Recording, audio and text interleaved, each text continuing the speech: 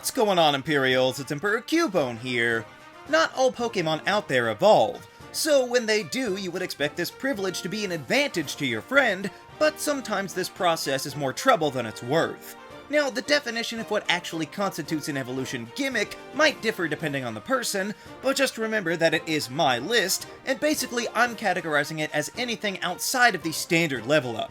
Got it? So let's see which Pokemon are weirdos and give us too much grief with the top 6 worst evolution gimmicks in Pokemon. Number 6. Wurmple.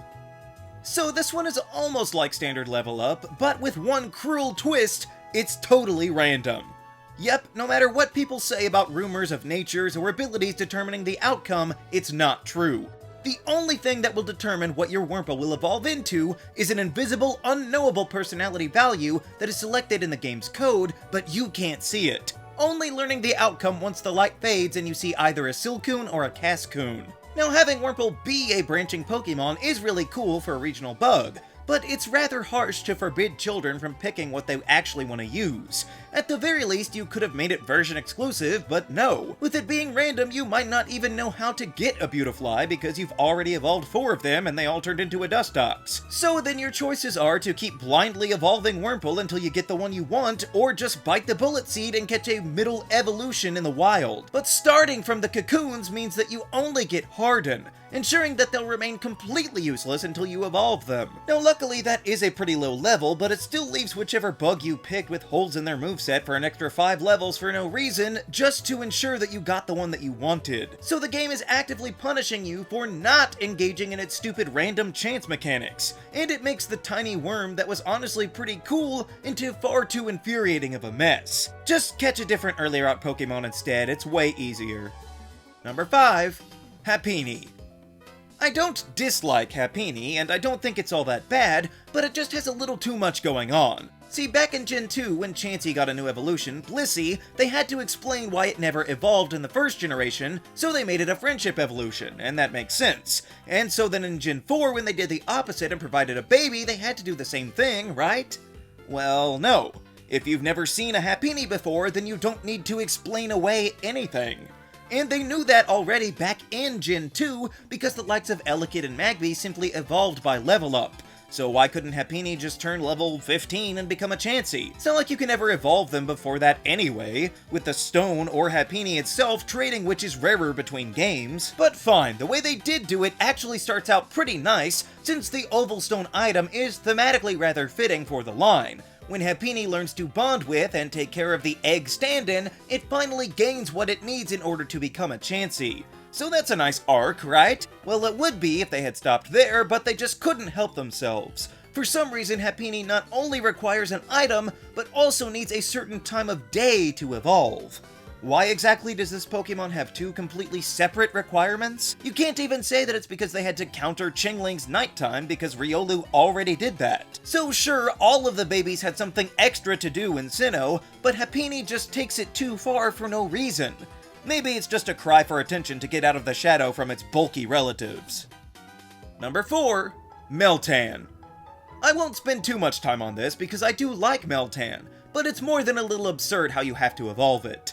Meltan is exclusively found in Pokemon Go, which probably should have been expected at some point, but I would honestly prefer it if this mythical didn't evolve at all. Not that Melmetal is bad either, but 400 Meltan candies are required to get them. Now true, other Pokemon need these huge numbers to evolve in Go as well, but the thing is, if you get tired of trying to farm that many Magikarp candy, you can just transfer it to a mainline game and then raise it to level 20. Far easier than hoping to find 100 extra Magikarp in the wild.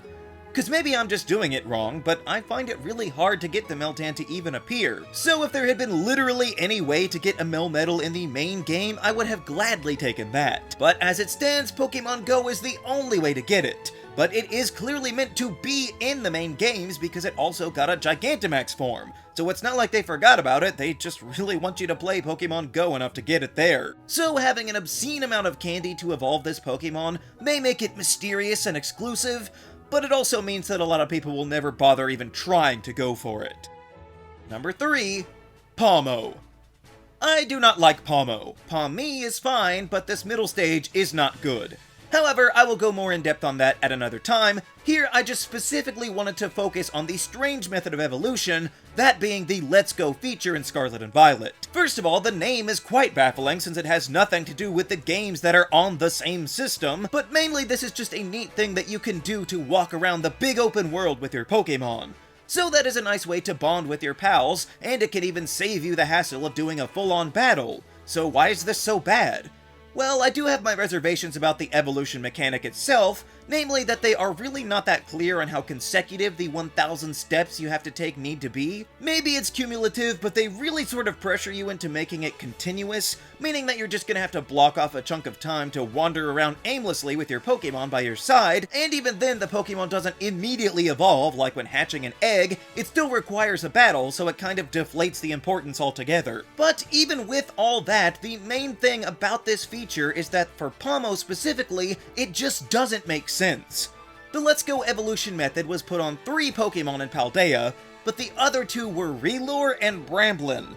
These are both Pokémon that are designed to go vast distances, rolling all over the place. But Pawmo has no such inspirations. It's not like its legs are a defining focus on this Pokémon, it's a stubby little rodent. So why would walking be required at all? That's not even what turned it into a fighting type because it was already one before, so you can't even use the excuse that it was building muscle. It just doesn't make sense for this specific Pokémon to be paired with this evolution method, and I guarantee you that this Let's Go feature will not be the same in upcoming Pokémon games, and will have to be retconned at some point anyway, so it's basically already obsolete on top of being so unfitting for this lackluster electric rodent. Number 2. Slowpoke. There is nothing wrong with the original Slowpoke. The worst thing that you could say about the King's Rock is that it should have been used more. But here I'm focusing on looking at the Galarian version of the dopey Pokémon. I actually do like Galarian Slowpoke, but the way they managed it was so arbitrary and it needlessly complicated everything. See, they released Slowpoke's regional form on its own, and then as marketing, basically, they chose to make one evolution apiece available for each half of the DLC. Meaning that you couldn't evolve your Slowpoke at all until the Isle of Armor, and then it was only into Slowbro, having to wait even longer to finally get Slowking. The way they did this was by creating 2 new items, the Galarica Cuff and the Galarica Wreath. And 2 evolution items for one Pokemon is already bad enough, but these are not just items, because in order to get them, you have to collect a bunch of Galarica twigs first. So, to evolve your regional Slowpoke, you have to pick up a bunch of sticks, and then surf them to a random lady who will fashion them into an item for you, and that will only get you one of the evolutions. To get the other one, you had to do that all again, but wait 5 months first. Maybe that served them well enough at the time for the expansion pass, but how exactly do they plan on doing this in the future? This means that you're going to have to not only have the possibility of collecting Galarica twigs at some point in a future region, but also a hard-to-find NPC to actually make them useful for you? How are you gonna cram that much Galar into a new region? Charitably, I guess they could just hand you the full-on items from one person, like the dude in Stow-on-Side that hands out the legendary items, but we already have region-specific evolutions with regional variants like Alolan forms, so they could have just simply picked which version of the Slowpoke line would suit whichever future region best. But now with the items complicating things, it just means that these forms of the Slowpoke family are even less likely to ever come back. Number 1. Yamask. Yeah, you probably guessed this one, but Yamask has got to have the most ridiculous evolution method in all of Pokémon. Not the regular one, mind you, he's fine, but the Galarian form is just ludicrous to try and evolve. Basically, what it requires is getting a very precise amount of damage in battle, not healing that damage, but also not dying in the process because both will reset the requirements. That alone wouldn't be so bad, even if you can't do it yourself through curse or other means. It would actually be pretty funny if it just evolved after enough overall damage over time, making it completely different for every single player out there based on how much you actually used yours. But that's not where they stopped. No, they couldn't help themselves, and they made you take your damaged friend under a big rock in the dusty bowl for the wild area, and only once walking beneath it will your Yamask finally evolve. And what's the problem there? You mean, besides the fact that you would in no way naturally be able to figure this out on your own? Seriously, there were some crazy playground rumors back in the day, but this stretches believability a bit too far. You can't even do it accidentally unless you were specifically training under that giant rock. Otherwise, you would always heal up after flying to whatever spot you used to access the wild area in the first place. But that's another, more preposterous reason this gimmick is on the list.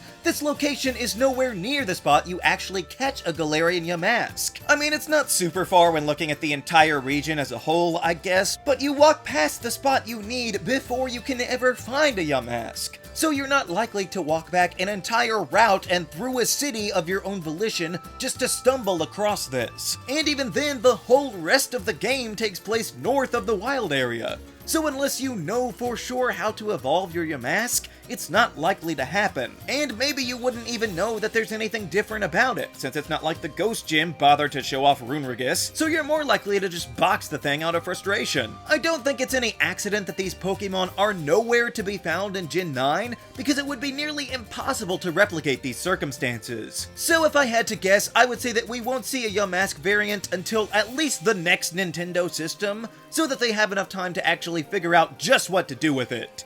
But those are just some of my thoughts on the worst evolution gimmicks. Do you think it's really Fione that's the worst, with the gimmick of not being able to evolve at all? Let me know down in the comments. Also be sure to leave a like, share this video, and subscribe so that you too can become an Imperial today. And until next time, stay grounded.